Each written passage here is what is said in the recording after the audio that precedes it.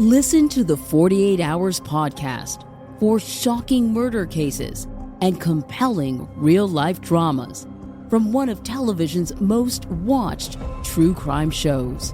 Go behind the scenes of each episode with award-winning CBS News correspondents and producers in Postmortem, a weekly deep dive. Listen to 48 Hours wherever you get your podcasts.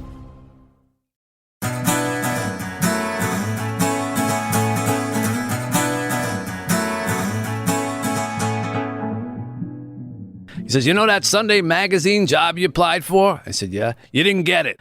And I had to put it on my shoulder and walk up and down the steps of the stadium going, programs, yearbooks, scorecards, lineups like that, because my voice hadn't changed. But I got to see all the baseball games and the football games, which is pretty cool for an 11-year-old kid. Yeah, no kidding. Yeah. I was like king of this little fishing village in Ireland where the resort was, and I could stand Elvis moved in. We discovered Elvis. Yeah, they didn't know who Elvis was, so I was Elvis. Like I said about Morrie, he didn't even know how much he touched me and how he would consequently touch the world. It's often been said that the more you do, the shorter the introduction you need. And Mitch Albom is a perfect example of that. This guy has written book after book and sold tens of millions of copies. You probably first discovered him with Tuesdays with Morrie. And he is about to get really real, and you're going to get to know the real Mitch Albom the way I do. This guy is funny, he's warm, he's real, and he's just a lot of fun to be around. He's been a friend of mine for a long time, and let's start talking to him. We're going to do that in 40 seconds. Hey, it's Donna from Daily Dose of Donna. Every weekday afternoon on the Daily Dose of Donna podcast, I cover all of the reality TV and celeb gossip and breaking news. I'm a former TV casting director. My husband works in reality TV, and I live for the Housewives, the Sister Wives, the Southern Charmers, and the Summer Housers. And let's be honest, all of the drama. I'll give you a day's worth of celebrity and reality news weekday afternoons in just under an hour. New episodes of Daily Dose of Donna post weekday afternoons and are now available in video on Spotify. Subscribe to Daily Dose of Donna, that's DANA, on your podcast app.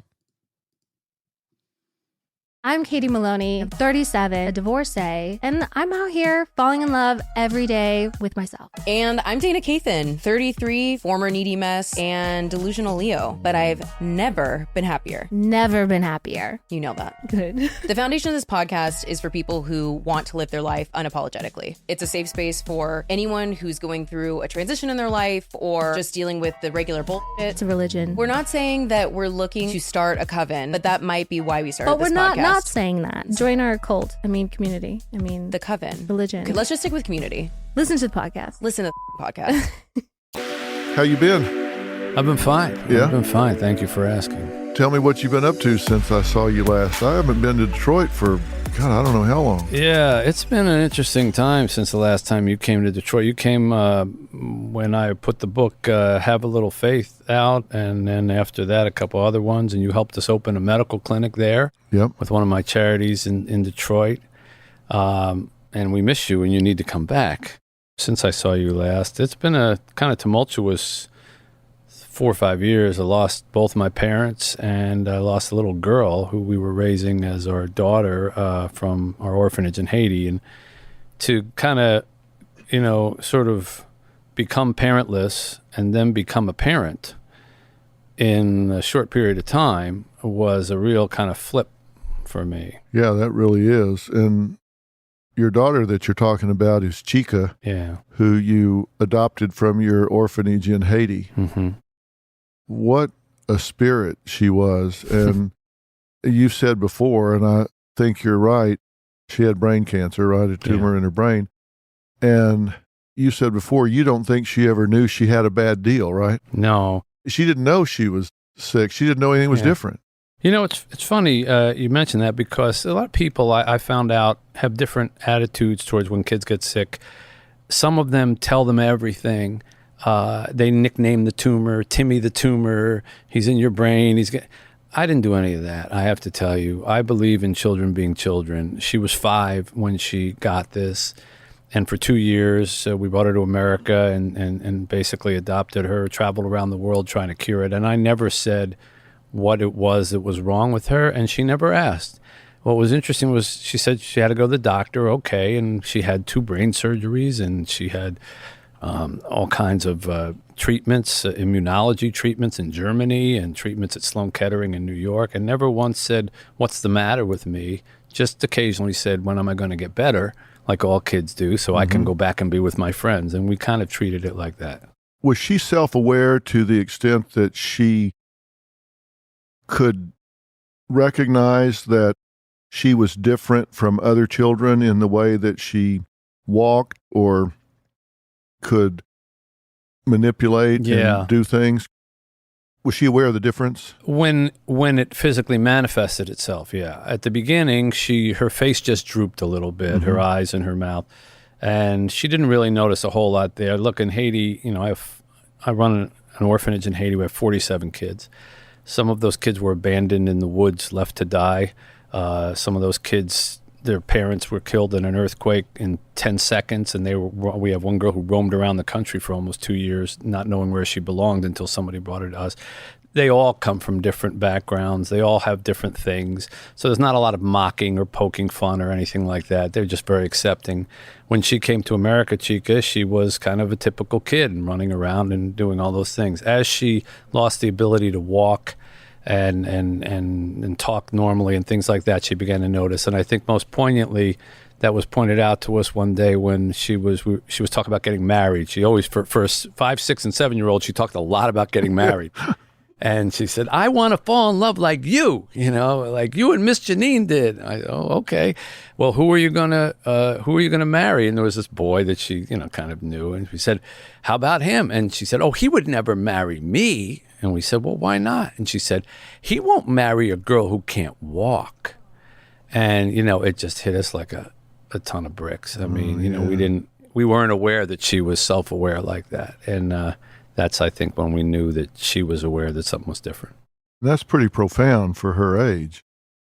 Yes, it was. To get that and to also project it socially, to have an awareness that would be something that someone else would value or not value. Yeah. That's pretty amazing, actually. Yeah, and heartbreaking. For sure. To talk about her a little bit, how is Janine doing with that loss? I think Janine struggles with it very constantly, every day. There's some kind of tears, some kind of, I miss Chika. For us it was a little unique because we didn't have children of our own. And, we have 47 down in Haiti, but all of a sudden here was one in our house and sleeping at the foot of our bed. And we went from not having children to having one every minute of every day. She didn't go off to school. She didn't go visit relatives someplace else. She was with us every minute of every day. And to have that and to have her, sleeping in the bed between us and giggling and tickling and all that kind of stuff, and then to have it gone is very, very difficult. And my wife, Janine, misses her extraordinarily. And, I'm glad we had her with us right until the very end. We never put her in a hospital, or anything like that. She was at home when she passed away, and we were on both sides of her in her little bed, and we held her literally until her final heartbeat. And I like to think that we didn't lose a child, we were given a child. And I like to think that she didn't lose a life, she was given one, and at least in the last couple of years, she had what she always wanted, which was a de facto mommy and daddy on both sides of her. The truth is, sadly, when couples go through a loss like that, it has an effect on the relationship and the marriage, and more often than not, it breaks a relationship and a marriage. Has it put a strain and a stress on your relationship with Janine? Yeah, well, sure. I mean, but only because sadness is never a good ingredient for the stew of a marriage, but not in any kind of threatening to the foundation way. We've been together an awful long time, and we both feel the same sadness. I think what happens to couples that you're talking about is when one seems to get over it faster than the other one. Mm-hmm. And then it's like, well, why are you taking so long to get over it? We need to move on. Well, how can we move on? Well, you're being insensitive. I think that's the kind of thing, or sometimes they don't want to be together because it reminds them too much of the happy times that they now don't have. But we talk a lot about it, and we're constantly bringing it up. And we're looking at pictures and we watch videos. We don't pretend it didn't happen. There's lots of pictures of Chika around the house and all that. And, my work and my life is a lot about this. In fact, the loss of her is sort of what ended up, pushing me to write this current book and a bunch of other things in my life. So it's around us. It's a constant theme and we talk about it. But you're absolutely right. There is no strain like that. They say money breaks up, couples more than anything else, except perhaps something over the children, and a loss of a child can really be tough. So we're fortunate that it hasn't had that kind of an effect. Yeah, that's very fortunate. I did not expect that it would have that kind of effect because I know Janine and I know you as a couple. My goal in having this sit down with you is I want people to learn some things about you that they may not know. You're one of those rare people that doesn't particularly like talking about themselves. So this is going to be like getting a root canal for you. Okay. So just get ready for it. So seriously, people know you're writing, but they don't particularly know you and your history and your background, which I think is really, really interesting. So I just want to talk a little bit about that. You originally are from where? Philadelphia area, South Jersey, Philadelphia. How long were you in Philadelphia and New Jersey? Grew up there until I was about 16, 17, went off to college and never went back. Did you like it there? Yeah. It was a good place to come from. Yeah. It wasn't in my cards to go back. When I left, I left. I still, have an affinity for cheesesteaks and soft pretzels and hoagies and the Eagles, as we call them. But Philly is my hometown, but that's not where I built my life. So what are Eagles? The Eagles, the Philadelphia Eagles. That's just how we say it. Just had to get that out. I sold programs, it was my first job. I sold programs when I was 11 years old at Vet Stadium where the Phillies and the Eagles would play games. And I was so short. I'm not particularly tall now, but back then I think I was like 4'9", and they gave me a sack of programs that weighed more than I did, and I had to put it on my shoulder and walk up and down the steps of the stadium going, programs, yearbooks, scorecards, stuff like that, because my voice hadn't changed. And I did that for 2 years. That was my first job. I'd go travel all the way over there, make $4, and then turn around and go back home. But I got to see all the baseball games and the football games, which was pretty cool for an 11-year-old kid. Yeah, no kidding. Yeah. When you got out of there, you went where? I went to college early. I skipped my senior year, so I was I think I just turned 17 when I went off to college. Yeah. And I went to Brandeis University where I met a professor named Morrie Schwartz, having no idea. He was the first class I took. Seriously? Yeah. That was your first class? First class I took was freshman year, first semester. Walked in to hear, you want to hear about, sliding doors. So I signed up for the class ahead of time, didn't know what it was. It was an intro to sociology or some class like that. And I walked into the class and there were 9 kids in the room. And being a typical freshman, he said, no, this is much too small. If I cut the class, they'll know I'm not here. I wanted one of those big lecture hall classes. Yeah, give me 350, right? Yeah, I was literally turning around to go drop the class because, you had 2 weeks you could drop your class. And he started to call roll. And one of the problems when your last name begins with A is that you cannot get out fast enough. Yeah. And I heard him say, Mitch Albom, and I was in the doorway. And I could have kept going because he wouldn't know it was me, right? And I could have kept walking to the registrar. And if I did, I promise you, I would not be sitting here with you right now. I guarantee you that. My whole life would have been different if I had kept walking. But the guilt in me, I heard my name. So I raised my hand and I said, here. And he looked at me and he said, is it Mitch or Mitchell? Which do you prefer? Now, that doesn't mean anything to anybody who's listening, I'm sure, but I had one of those names that, Mitch, Mitchie, Mitchell, you could call me all these different things. So I said, well, Mitch, actually, my friends call me Mitch. And he said, Mitch it is. And Mitch? And I said, yeah. He said, I hope one day you'll think of me as your friend. So I knew cutting the class was out of the question at that point. And that began that whole relationship with Morrie, which, of course, it spanned all 4 years. I took every class he offered. I majored in sociology just because of him. I wasn't all that interested in it, to be honest, but I had all those credits. Would have been ashamed to waste them. And that was that relationship that became so special that many years later, when he was dying from Lou Gehrig's disease, would suddenly pull me back, draw me back to his final months of his life, and literally turn my entire life on its end when I wrote the book Tuesdays with Morrie. How long between you taking 4 years of classes with him and you getting back into his life? 16 years. 16 years. Without a word. Now that's, I want, because, you know, you're going to, if I know you, you're going to try to compliment me, so I'm going to try to beat you to the punch because I don't deserve it. From the time I graduated, and Morrie gave me this big hug. I bought him a little briefcase for his, graduation. I never bought anything for a teacher before.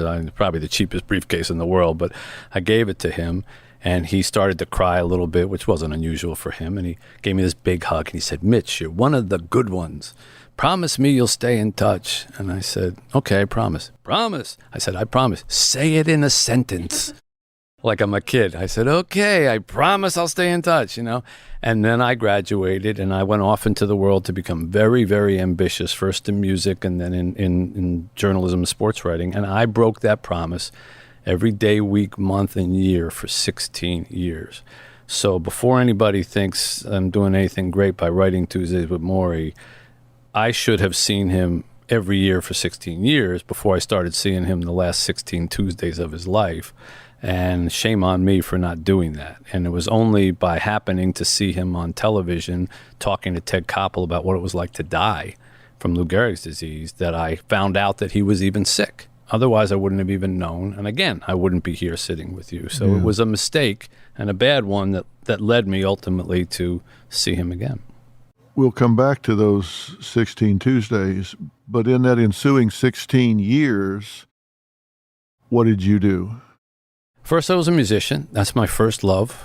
I never wrote anything in high school or college. You know, people who come up to me and say, well, I want to be a writer, but I'm 21. I think it's too late. I said, too late? I didn't even begin writing until like 23 or 24. And I was a musician. I wanted to be a record producer. I lived over in Europe. I once had a gig, believe it or not, in the island of Crete in Greece, where I was the featured American singer and performer, and this was so far off the beaten path that I used to do like Elvis Presley songs and things like that, and I think they thought they were originals. It's like, hey, this guy's pretty good. Where'd he get this music from?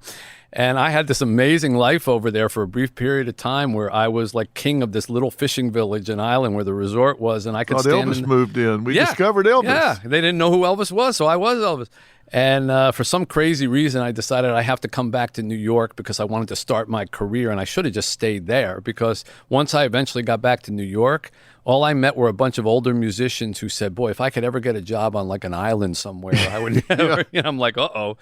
You didn't know you'd already arrived. I didn't know I had it. And so I worked in the music business for 2-3 years, and I failed. I mean, you know, in terms of if you're measuring success, I never had any. I wasn't into drugs, and drugs were very big back in 1980, 81, 82, during those years. You couldn't really kind of make connections and get ahead if you weren't partying, and that kind of left me out. And eventually, after, you know, the love of my life, which was music, didn't work out, I said, well, I know I want to do something creative, but music is starting to become my enemy. You know, like I loved it so much, and then all of a sudden I was resenting it. And that's terrible. And I've met wise people over the years who have said maybe your vocation and your avocation should not be the same thing. So I decided to try something creative but not music, and there was a local newspaper that they gave out in supermarkets, and I happened to pick one up, and it said, if you have some free time, we could use some volunteers writing. I never wrote anything before, but I did have free time because I worked at night as a musician. So I went over there, and I was like the youngest person there by 30 years. And they said, well, can you do an assignment for us, write a story? I said, okay, what? They said, well, they're going to raise the parking meter rates from 5 cents to 10 cents on 108th Street in Queens. Go out and do a story about it. I'd never written anything, Phil, nothing, and all I knew about journalism was the movie All the President's Men. Right. So I went there with a little notepad, and I was like the most dogged reporter about why are you raising the things 5 cents to 10 cents? And, I did what I read in newspapers. You write one little paragraph that says what it is, then you use a quote, and then you write more paragraphs, and then you use another quote. So I gave it to them, and they took it, and the next week I was in the supermarket, and I picked up the little weekly newspaper, and there was my story on the bottom of the front page and with my name on it. And I had one of those goosebumpy kind of feelings. It's like, wow, I created something, I wrote something, and there's my name on it. And I guess I was hooked ever since. When did you write your first sports column? That came a few years later after I had, I'll tell you a funny story about becoming a sports writer. Everybody thinks, you kill to get into that profession, right? Who wouldn't want to be a sports writer? I want to be a sports writer. I had no desire to be a sports writer. I was trying, I ended up going back to journalism school. I went to Columbia. I got my master's there. And I wanted to write like Tom Wolfe, the big feature pieces about American life and all the rest of that. So that's what I wanted to do. But I needed to help pay my tuition. So they had a little thing on the job board. And one of the things was work as like an intern at Sport magazine. So I took it, I went down there, and every little piece I wrote was, about sports. So at the end of the year when you're done, you have your clips. Clips are like your little resumes, right?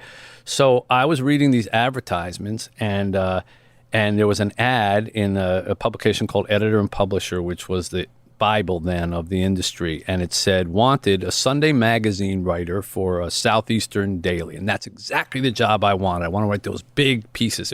So I sent my resume, and all I really had were these sports clips, so I sent those clips. Okay, I don't hear anything for a couple of weeks. I go on a freelance assignment. I pay my own way to go to Finland for the Helsinki, Finland, for the World Track and Field Championships, because I could do a freelance for the Track and Field magazine. Yeah. I'm in Finland in this little hotel room, and my phone rings, and it's like in the hotel phone. I didn't have a phone, we didn't have a phone, and I say hello, and he says, "Is this Mitch Albom?" I said, "Yeah." This is Fred Turner. I'm the sports editor with the Fort Lauderdale News and Sun Sentinel. I said, "Yeah." He says, "You know that Sunday magazine job you applied for?" I said, "Yeah." "You didn't get it." I said, "You're calling me in Finland to tell me I didn't get a job?" He said, "Well, the guy who was looking at that, he saw your sports clips and he brought them over to me, and I read them, and I think they're pretty good. And if you want a job as a sports writer, I might hire you." So I came back to America, and I went down to Fort Lauderdale. I got the job, and I was in sports ever since. Wow. So that was in what year? 1983. So you've been doing that now for 30 years. 30 plus years. Yeah. Do you like it now? Sports writing? Yeah. You have to say yes. I always like writing about sports because I try to use sports to sort of tell other stories and bigger stories. But the industry is not as much fun as it used to be because now every athlete has their own Twitter account, and so they don't really need to talk to sports writers. And now all the news is, by the time a newspaper comes out, it's such old news that there's no point in writing about the game. Everybody's seen the game, analyzed the game, broken the game down, tweeted about the game. You look like you're the last guy to the party all the time. So, writing a column is fairly safe because you're offering opinion or analysis and things like that. And I still enjoy, the big games. But honestly, Phil, when you live long enough, you do see that sports are just sports. And, It's hard for me to get as excited as, let's say, the people who paint their faces green and white and put cheese on their heads and go out and say, I often look at that and I go, that's a little more than I want to be into something. Yeah, but you write about the people inside the game. Yeah. What the game means beyond the game. Yeah. And I've always defended that. Sometimes people say, oh, it's just sports. I say, what do you mean it's just sports? You say that it's just politics, it's just business, it's just whatever. People get passionate about sports. There are winners, there are losers, there are people who overcome all kinds of things. You can tell every story about life on the sports pages, and I've tried to do that, and I've always written more about the losers, to be honest, than the winners, because I think they're more interesting. Yeah. And the small stories versus the big ones. I've covered, as a sports writer, I mean, I've covered World Series and Super Bowls a million times, but the most interesting things were like when I covered the Iditarod dog sled race and went through the whole thing for 17 days in Alaska, or ran with the bulls in Pamplona, you know, or did these oddball things and found these little small stories that nobody else wrote about.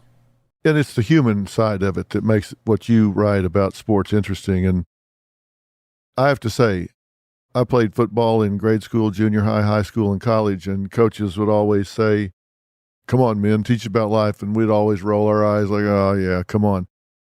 But I have to say, in retrospect, when you get out in life and you get married, you get a job, you get in your career, you hit adversity, you do think back to fourth quarter, a minute to go. It's 4th and 3, and somehow or another you wind up winning a game, and you go, it ain't over. You know, you never give up. You really do learn about teamwork, leadership, perseverance. There's a lot more to sports than just running up and down the field and jumping up. Yep, there is. But what you're talking about is participation, which I think is absolutely true. Fandom, I'm not sure teaches you that. No. Not quite the same way anyhow. No, I don't think so. But being part of a team does, and leadership, being able to count on somebody and be counted on and all those things. Yeah. Persevering, learning to lose and get back up. I mean, those things matter. And those are the things you talk about. So that's interesting. How'd you wind up in Detroit? I was working in Fort Lauderdale for a couple of years. I started to write a column. I won some kind of national award, and it got me on the radar of places that were looking to hire people. And it just so happened that a guy in Detroit named Mike Downey, who ended up out here in Los Angeles writing for the LA Times, he took the job to come to Los Angeles, leaving a spot open in Detroit. And there was a big newspaper war going on in Detroit at the time. You know, that's when the era of 2 newspapers in one town. There was the afternoon paper, the News, and the morning paper, the Free Press. And somehow they both called me within like an hour asking me to come up for an interview for their job. They all knew, I guess, what the other one was doing. So in fairness, A, I told them that the other one had called, and B, I flew up. I let one of, they fly you up, so I let one of them pay for my ticket to go up, and the other one to pay for my ticket to go back. And I stayed in a hotel room, and the first day when I interviewed with one, I stayed, then I checked out and checked back in to the same room so that it would be totally fair. And don't you know that after I interviewed with both of them, I went back home, and they called me within a few minutes of one another. Both of them offered me the job for the exact same money. Now, how can that possibly be? There's some kind of collusion or whatever going on. And I took the one with the morning paper, the Detroit Free Press, which turns out in hindsight was absolutely the right move. It was a good place for me.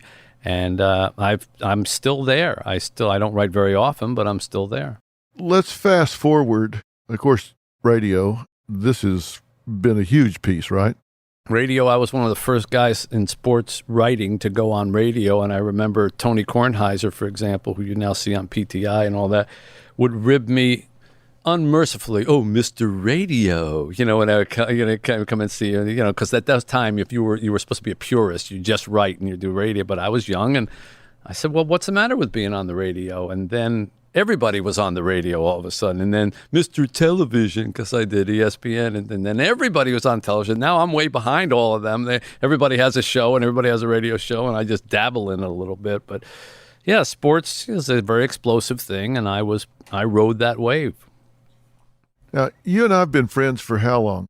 A long time, right? Yeah, a long time. If it's so long that you can't remember, then it's a long time. Yeah, it's like going on 20 years. Yeah. I mean, it's because getting up after there. Tuesdays with Morrie came out as more than 20 years ago. So, long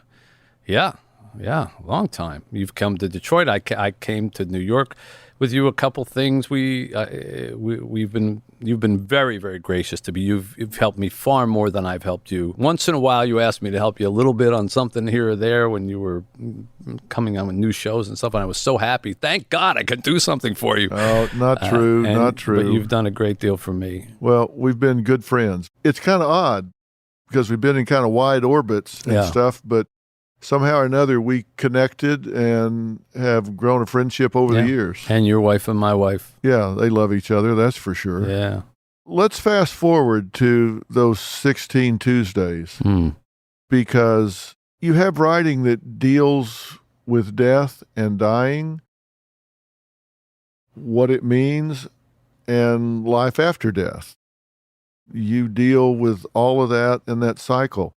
So you see Ted Koppel talking to your old professor. Right.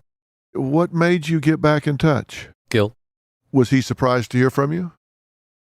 When I was in college, I used to call Morrie coach. That was like a sports affectation. And by the time 16 years had passed, I'd totally forgotten that.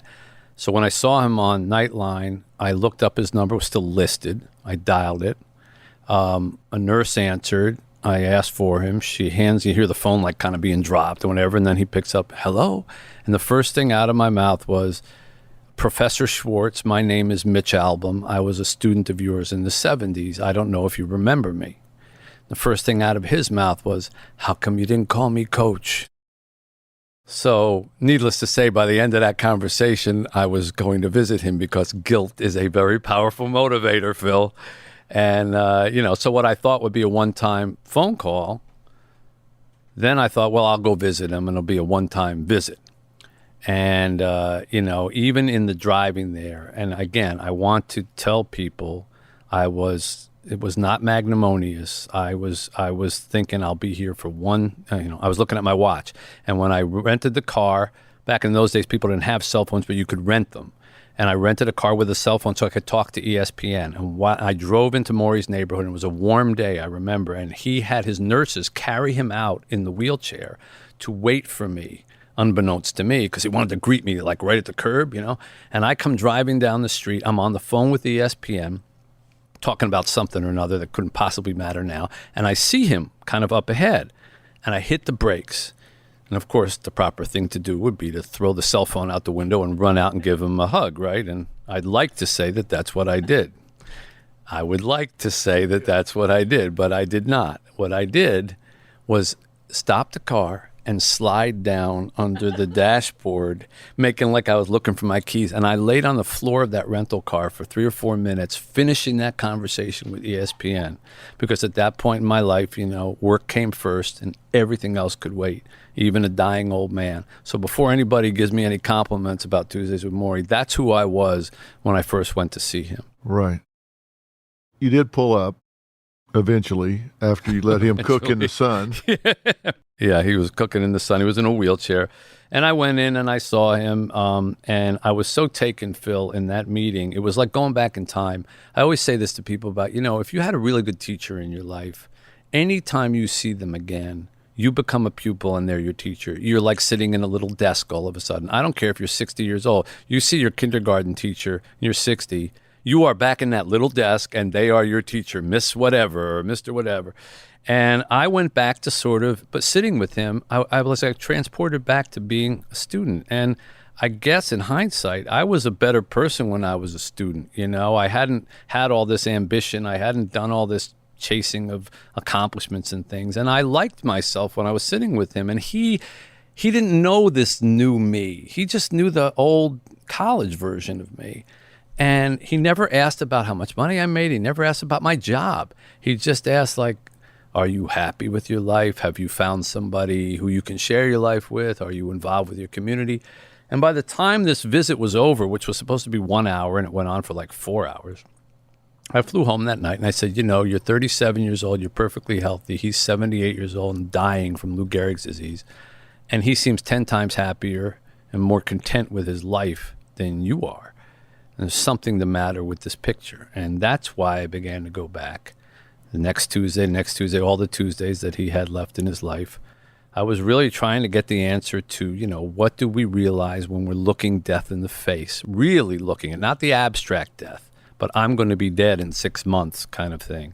That really puts everything into perspective. And we were able to do like this last class together where every week we would bring up like one topic, marriage, forgiveness, money, career, and he would talk about it through the eyes of someone who was very close to death. And he would say, this matters, this doesn't matter. You think this matters, but when you get to where I am, and he would always stop and say, and you will get to where I am, you know, it's not going to matter. And that's what that great last class was about, you know, and I was absolutely blessed to have that experience, and to think that he only had months left and he gave me every Tuesday. That's a remarkable act of generosity. And you had no intention of writing a book when you were doing this? No, not at first, No, he made me take notes, and then eventually I bought a tape recorder because he said to me, when we're finished, I want you to write a thesis about this. And I didn't have the heart to say, you know, I'm not enrolled anywhere. Where am I going to write a thesis? I'm not in college. Don't you have to, you know, you don't just sit around and write theses. So I had all these notes, and, you know, about a quarter of the way through, I asked him very innocuously, tell me what you fear the most with your death, thinking that he would say, you know, I'm going to choke to death, or I'm going to this, or, you know, whatever. And he said, I fear the death I'm going to leave my family. That was the first thing out of his mouth. I said, what do you mean? He said, well, I've been dying like this, you know, for almost 2 years, and these things aren't covered by insurance. You know, you're at home, masseuses, round-the-clock care. He didn't have that. He didn't have a very great settlement from his life as a professor. And he said, when I die, they're going to have to sell the house, and I'm going to die twice. First, the agony of my leaving, and then the debt I'm going to leave my family. And it was only then that this idea came in the back of my head. I didn't say anything to him. How can I help him? You know, that was probably the first time my instinct kicked in, like, how can I help someone who would help me all that time? And I got the idea to maybe write a book. I didn't tell him about it because I didn't want to fail. I didn't know if it would go. But I had written a couple of books that had done pretty well, sports books. Mm-hmm. They had both been on the New York Times bestsellers list, whatever. So I put together this little kind of idea about talking to an old man about what's important in life when he's dying. And we went to the publisher of those two books that had done really well. We said, would you consider publishing it? Nah. If it's not about sports, you know, come back when you got another one about sports. Literally, they said that. And then we tried to go around to other places. Nah, it's boring. You're a sports writer. It's depressing. Who wants to read what you have to say? One guy, I won't say the publishing house, but it's well known. He stopped me like right in the middle of my telling what was going on, and he said, hey, listen, I'm going to save you some time. I don't think you even know what a memoir is. Why don't you come back in 20 years and maybe you'll be prepared to write it?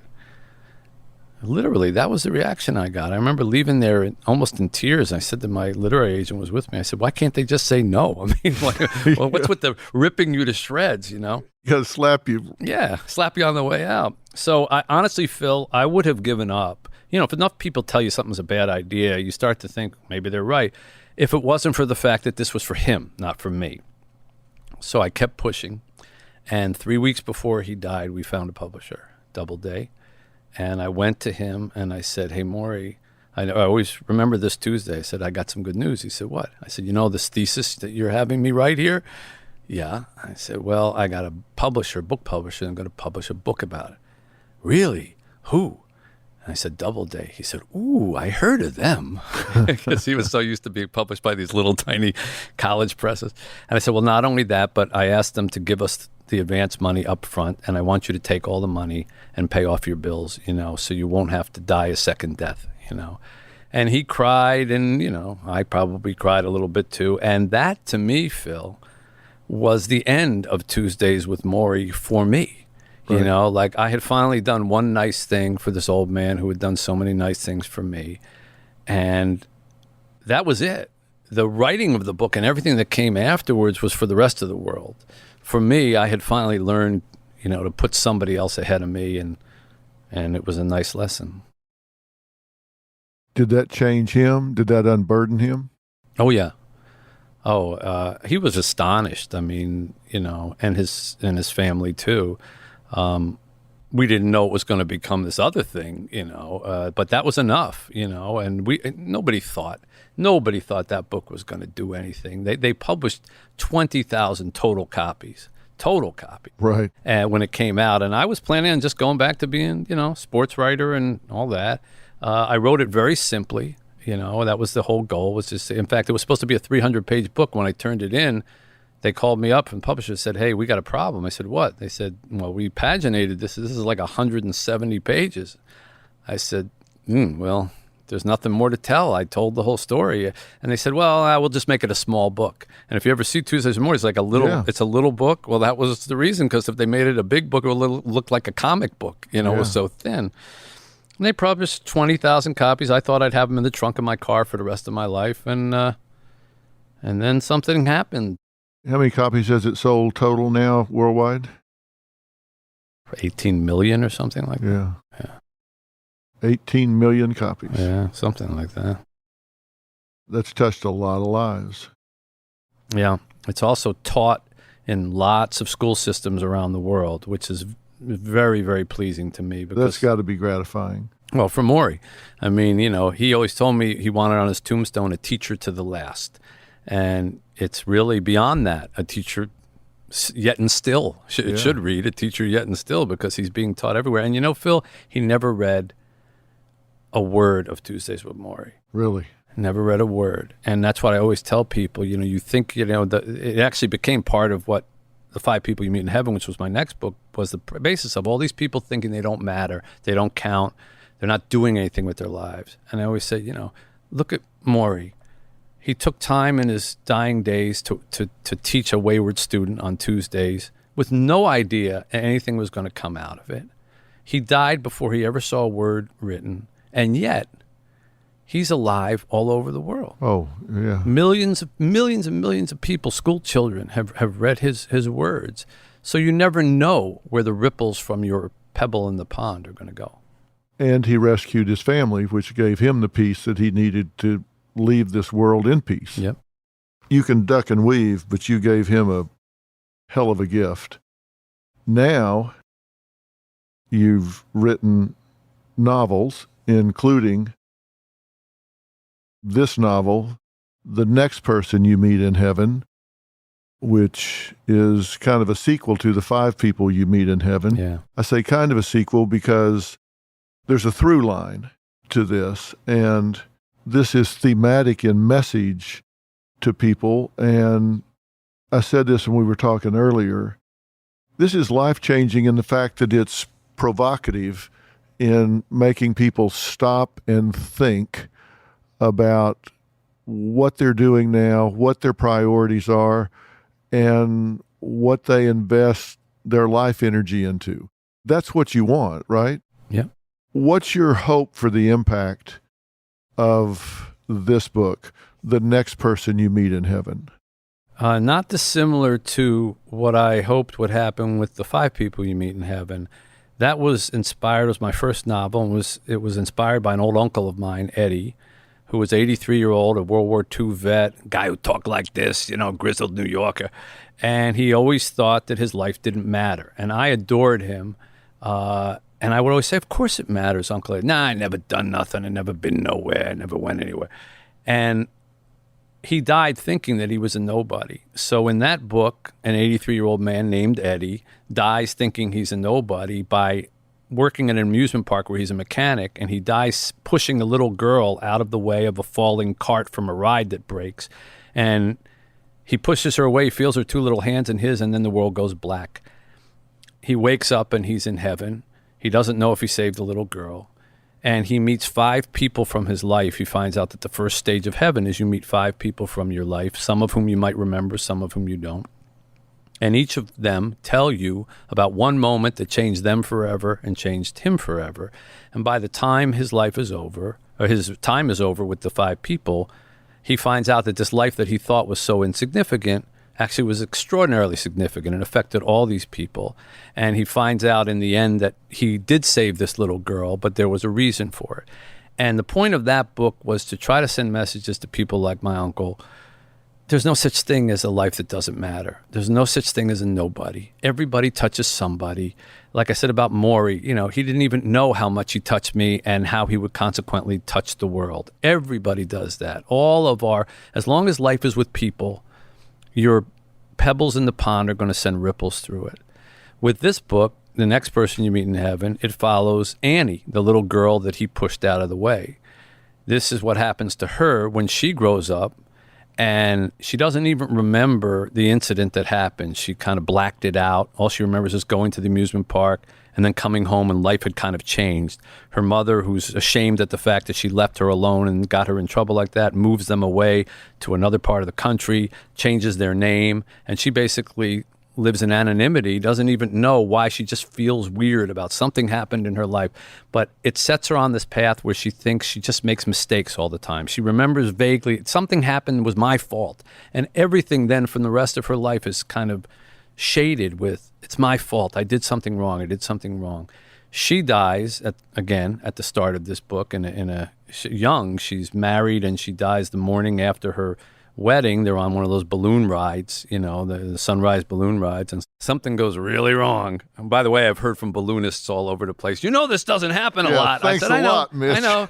I also heard from people in the amusement park business when I wrote that book saying, the roller coasters are safe, but I know, I always acknowledge that this is a crazy thing that happened.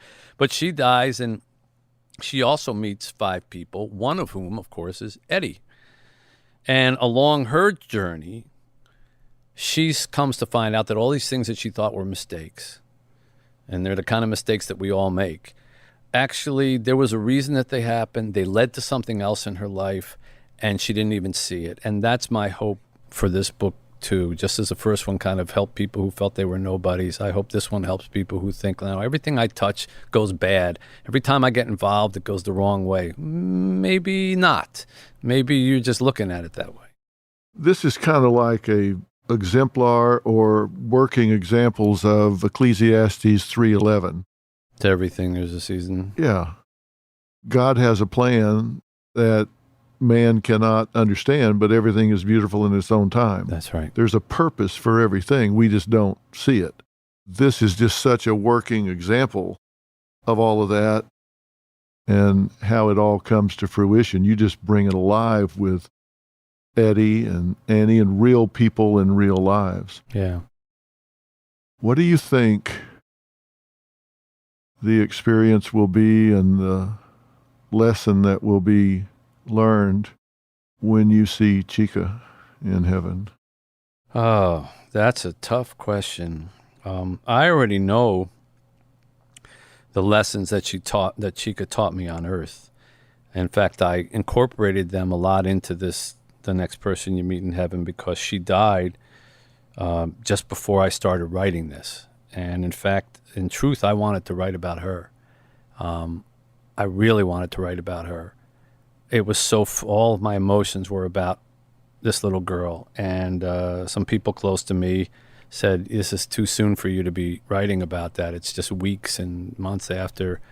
Wait, you get some perspective. And I battled against that, but ultimately I kind of put that emotion into this book. And so those who have read this book will see that there's a lot of, first of all, it's about a little girl who grows up. Then one of the mistakes that she makes in her life, is that she gets involved with a guy too young. She gets pregnant, has a baby, and then the baby dies after just a couple of days. And so not only does she feel like she had a mistake getting pregnant, but then she feels like she wasn't really a mother, because after all, the baby only lived 3 days. And her emotions about not being able to protect that baby was exactly how I felt when Chika passed away in our arms. And despite the fact that she lived almost 2 years with a brain tumor that normally takes children after 5 months, so she, quadrupled the odds, I can't tell you, Phil, the feeling of total abject failure that I felt when she breathed her last stayed with me, still stays with me. No matter how many people tell me it's a disease, it wasn't, you didn't give her the brain. I know all that intellectually, but you still feel like you failed. And to me, that's like a mistake. And so I put that sort of in Annie's life, and blessedly in heaven, I kind of don't want to ruin some of the part for people who will read it, but let's just say that she gets to find out the answer to her question, your version of the question you asked me about what are you going to do when you see Chika again. She gets that moment in heaven, and I hope I have that moment too. Well, and I think that moment will be inspirational for people. It's amazing to me, we all think that we're prepared, particularly when you see it coming and you know it's coming. And I always tell people, do not let the sun set on you another day without saying to the people in your life what you need to say, or doing with the people in your life what you need to do, because you don't know whether you or perhaps they will be taken before the sun sets on this day. You can think that you've said everything and done everything, but there's no way we can be prepared for the finality that comes. You can think, I've known this is coming, I knew it, I know it, but when that last breath is taken, it's like, wait a minute. Wait. I didn't say this. Give me another minute. Give me another day. Yeah. And I think for many people, this book is that other day. Mm-hmm. I think this book will give people the ability to realize that maybe they're not gone.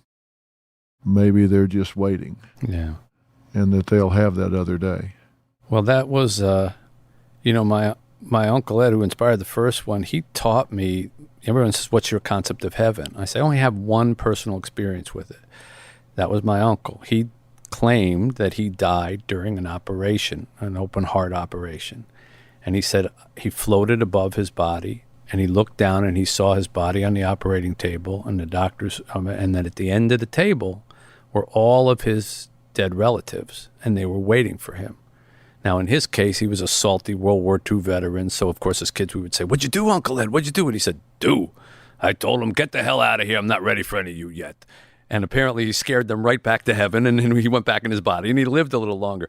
But to me, that was heaven, because that, you only trust stories about heaven from people that you trust, right? I mean, just because a preacher somewhere says this or that, well, you're never sure. But if a relative tells you, so I always believed that people are waiting for you. And then I kind of modified that and said, well, what if they're not just your relatives? What if they're people who interacted with you at some point or another? Right. But that whole idea of getting a chance to see somebody again and saying what you do, one of the people, and it's not going to ruin anything for the people in the book, but one of the people that Annie gets to meet in the next person you meet in heaven is her mother. Interestingly, in the first book, Eddie got to meet his father, although he never really spoke to him because they didn't speak, but he saw him. In this book, Annie gets to see her mother, who was such an integral part of her life, and she hated her and resented her because she smothered her with protection all her life because she felt bad that she had had this accident when she was 8 years old. And when she sees her in heaven, there's this one moment where after her mother explains to her everything, why she did what she did and what she didn't understand about her life, which of course we could all stand to have with our parents, right? Because whatever resentments we've had with our parents, we probably never really understood what they went through. We always look at them as just mom and dad. We don't look at them as human beings. And when she explains it all to her, finally her mother says to her, so can you say that you forgive me? And Annie says, oh, Mom, you don't need to hear me say those words to you. And she says, no, I don't. But you do, and it's true, exactly what you said. You need to make that peace, preferably while you're here, not when you get there, because I can't guarantee that this is the way that it works, okay? Yeah. I have to say this book does not come with a guarantee. It's a promise, it's a hope, but it ain't a guarantee. But if it works out that way, it's a good trade. Yeah, I hope so. I hope it does. I hope it's uplifting, and it's not a sad book, and it's not about a sad death. book at all. No. I mean, it's an uplifting book. You can't finish this book and not have a warm feeling inside. Yeah, that's my hope. I'm glad you wrote it, and I'm glad you brought it with you when you came to see me. I really appreciate it. Well, it's great to see you. Thank you My best for taking to Janine. time. Thank you, and to Robin and everybody else and your family. Thanks for your friendship. Talk to you soon. If you would like to watch the video of this entire interview, please go to Dr. Phil's YouTube channel and subscribe. It's free, and you will find this interview and a whole lot more.